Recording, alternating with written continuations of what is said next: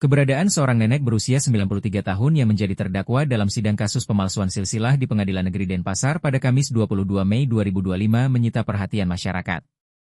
Nenek bernama Ninyoman Reja itu dihadirkan menggunakan kursi roda, mengingat mobilitasnya yang terbatas karena usia renta. Menurut penasihat hukum Vicenisus Jala, nenek asal Jimbaran Kuta Selatan Badung tersebut sudah mulai pikun karena faktor usia. Sehingga keterangan yang disampaikan tidak konsisten. Dia terkadang hanya mengingatkan sekilas peristiwa yang berpengaruh besar pada dirinya. Mirisnya, dengan adanya masalah hukum tersebut, kondisi pikiran nenek tersebut mulai terganggu. Pihak keluarga menceritakan bahwa nenek Reja belakangan ini tidak bisa tidur. Bahkan pilunya, Nyoman Reja sudah berpikiran bahwa dirinya akan dijebloskan ke balik jeruji besi. Dia terus bertanya-tanya kepada penasihat hukum, kapan saya akan dipenjara? Vincentius pun berusaha menenangkannya dengan mengatakan bahwa hakim yang akan memutuskan hal itu nantinya.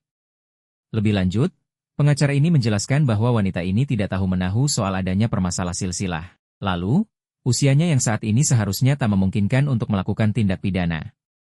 Mungkin dari sisi actus reus atau perbuatannya ada, tetapi dalam hukum pidana itu yang diutamakan adalah niat. Permasalahan silsilah ini juga belum jelas siapa yang benar dan siapa yang salah. Karena belum ada putusan pengadilan yang menyatakan. Hasil gugatannya adalah NO karena ada cacat formil dan tidak dilanjutkan ke pokok perkara. Maka dari itu pihaknya berharap Nyoman Reja harus dibebaskan, karena sudah tidak cakap hukum, mengingat kondisinya. Kalaupun seandainya apa yang dituduhkan benar sebenarnya masih ada cara lain sebelum ke pidana.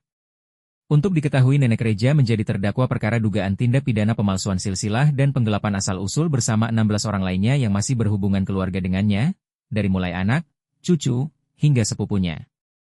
Mereka dituduh telah membuat atau menggunakan silsilah palsu untuk menggugat hak atas tanah warisan di Pengadilan Negeri Denpasar. Dalam sidang agenda terbaru ini, mereka mengajukan keberatan atas dakwaan penuntut umum, melalui kuasa hukumnya dari kantor Semeton Dharma.